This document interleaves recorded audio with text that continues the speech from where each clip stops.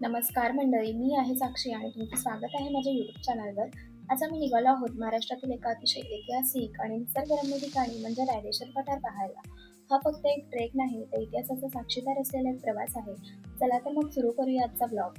आम्ही सकाळी लवकर घरातून निघालो. पुण्याकडून भोरमार्गे रायरेश्वरच्या पायथ्यापर्यंत साधारण 2 ते 2.5 तासांचा प्रवास आहे हा. हिरवेगार डोंगर, ढग आणि पावसामुळे वातावरण खरंच खूप सुंदर झालं होतं. आता आम्ही ट्रेकला सुरुवात केली आहे. आज पाऊस खूप जास्त असल्यामुळे वर चढतानाचे शॉट्स मला घेता नाही आले. रायरेश्वरचा ट्रेक फार अवघड नाही. लोखंडी पायऱ्या आणि पायवाटेने साधारण 1 ते 1.5 तासात आपल्याला वर पोहोचता येतं आणि शेवटी आम्ही वर पोहोचलो. हे बघा समोर दिसणारा हा भव्य गड म्हणजे केंजागड. इथून दिसणारं दृश्य खरंच डोळ्यात साठवून ठेवावंसं वाटतं. रायरेश्वर हा नेहमीच्या अर्थाने किल्ला नाही, तर तब्बल 16 किलोमीटरपर्यंत पसरलेलं एक विशाल पठार आहे. आणि समुद्रसपाटीपासून सुमारे 4,500 मीटर फूट उंचीवर वसलेलं आहे. याच पठारावर एक छोटंसं गाव देखील वसलेलं आहे. फक्त 50 ते 55 घरांचं गाव आहे हे. आता आम्ही मंदिराच्या दिशेने चाललोच आहोत. दोन्ही बाजूंना हिरवंगार गवत, सतत पडणारा पाऊस, धुकं आणि थंडगार वारा.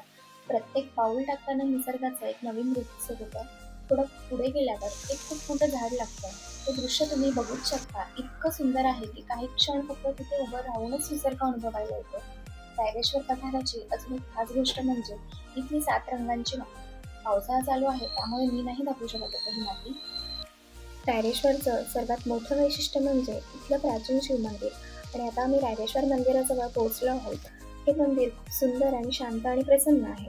मंदिराच्या परिसरात प्रवेश करताच एक वेगळी शांतता जाणवते. शेकडो वर्षांचा इतिहास आजही या मंदिराच्या प्रत्येक दगडात जिवंत असल्यासारखा वाटतो.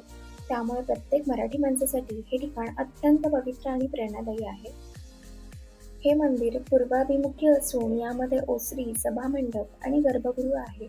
मंदिराच्या ओसरीत 3 नंदी विराजमान आहेत. गर्भगृहामध्ये रायरेश्वराचे स्वयंभू शिवलिंग आहे. याच मंदिरात 27 एप्रिल 1645 रोजी वयाच्या अवघ्या 16व्या वर्षी आपल्या छत्रपती शिवाजी महाराजांनी मावळ्यांसोबत हिंदवी स्वराज्याची शपथ घेतली होती.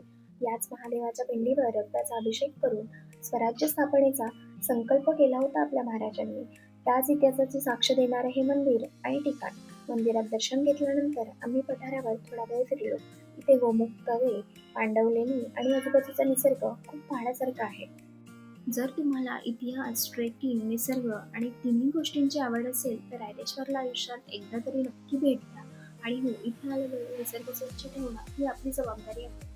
कृपया कचरा कोणी करू नका. जर तुम्हाला हा ब्लॉग आवडला असेल तर व्हिडिओला लाईक करा आणि कमेंट करून मला नक्की सांगा की हा ब्लॉग कसा वाटला. अशाच भन्नाट ट्रेक आणि ब्लॉगसाठी माझ्या चॅनलला सबस्क्राईब करायला विसरू नका.